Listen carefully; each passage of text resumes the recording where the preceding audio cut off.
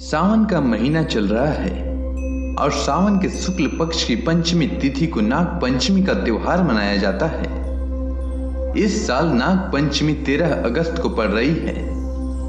तो चलिए सुनते हैं नाग पंचमी की कहानी। बहुत समय पहले की बात है। चंदनपुर गांव में एक चंद्रधन नाम का एक किसान रहता था। उसके परिवार में पत्नी के अलावा उसका एक पुत्र और एक पुत्री भी थी। किसान खेती बाड़ी करके अपने परिवार का पालन पोषण करता था और उसका बड़ा लड़का उसके काम में हाथ बटाता था। किसान के खेत के बगल में एक पीपल का वृक्ष था, जिसके कोठरे में नाग और नागिन का जोड़ा रहता था। एक दिन नाग विचरण करते हुए किसान के खेत में चला गया। तभी किसान हल लेकर खेत जोतने चला आया। जब किसान हल जोत रहा था, तभी अनजाने में उसके हल से नाग घायल हो गया।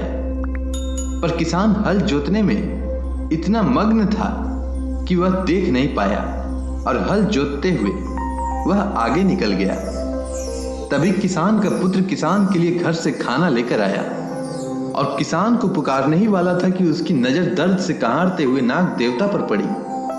वह फट से दौड़ते हुए गया और नाग देवता को गोद में लेते हुए बोला, अरे नाग देवता, आप तो काफी घायल हो गए हैं। इतना कहते हुए किसान के लिए लाए हुए पानी का छींटा नाग देवता पर छिड़का और अपने पिता को आवाज लगाते हुए बोला, पिताजी खाना ले आया हूं, खा लो और मैं कुछ जरूरी काम से घर जा रहा हूं।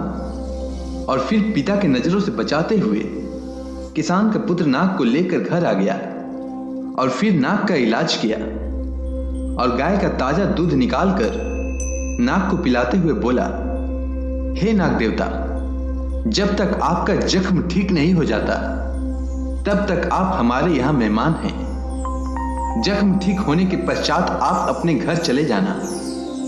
तब तक आप आराम कीजिए और मैं कुछ जरूरी काम निपटा कर आता हूं। इतना कहते हुए किसान का पुत्र कमरे से बाहर निकल गया। उधर नागिन नाग का राह देखते देखते थक गई। शाम हो गया तो उसे रहा नहीं गया और अपने पति के तलाश में निकल पड़ी।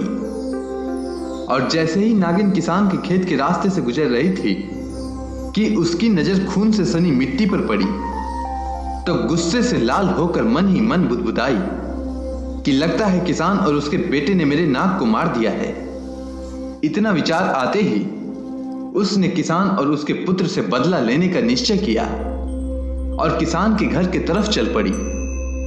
जब नागिन किसान के घर पहुंची तब रात्रि के 12 बज रहे थे और किसान का सारा परिवार गहरी नींद में सोए हुए थे।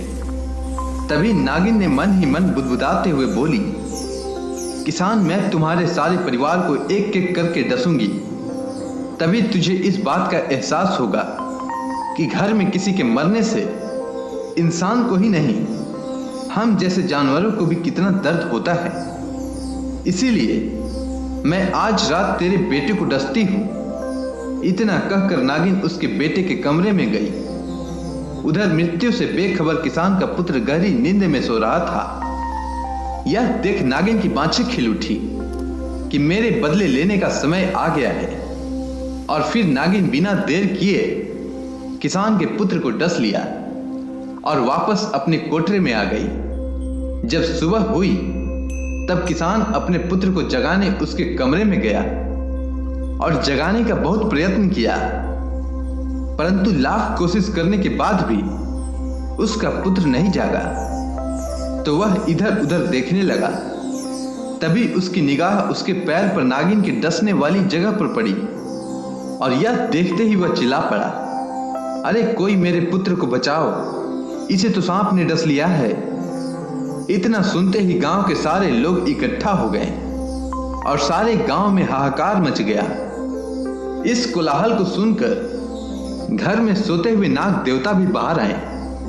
तो उन्हें समझते हुए देर नहीं लगा कि यह तो मेरे नागिन द्वारा डसा हुआ जख्म है। वह सोचने लगा कि आखिर नागिन ने इसे क्यों डसा।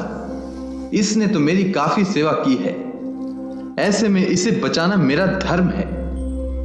ऐसा विचार करके वह नागिन को बुलाने के लिए अपने कोठरे की ओर चल दिया।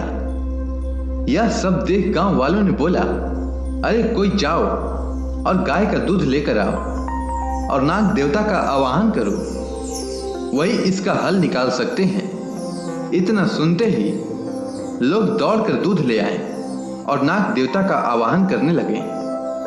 उधर नाग जब अपने कोठरे में पहुंचा तो नागिन अपने नाग को देखकर बहुत खुश हुई और नाग से पूछी, स्वामी आप जीवित हैं? फिर नाग ने सारा वृत्तांत का सुनाया और आखिर में बोला कि हे प्रिय, जिसने मेरे प्राणों की रक्षा की है, तूने उसी के प्राण हर लिए। इसलिए मैं तुमसे विनती करता हूं कि चलकर तुम उसके प्राण लौटा दो। किसान से तो अनजाने में भूल हुई, भला इसके लिए उसके पुत्र को सजा क्यों दिया जाए? इतना सुनते ही नागिन ने कहा, हाँ नाथ, अवश्य। इतना कहते ही नाग और नागिन किसान के घर की तरफ चल दिए और नागिन ने किसान के बेटे को जीवन दान दिया। किसान का पुत्र तुरंत जीवित होकर खड़ा हो गया और नाग और नागिन को गांव वालों ने दूध पिलाया। दूध पिलाते ही नाग और नागिन वहां इंसान रूप में आते हुए बोले, आज सावन मास के शुक्ल पक्ष की पंचमी तिथि है और आज के दिन जो भी नाग पंचमी का व्रत रखेगा और नाग पंचमी का व्रत कथा सुनेगा, उस व्यक्ति पर हमारी सदा कृपा बरसती रहेगी।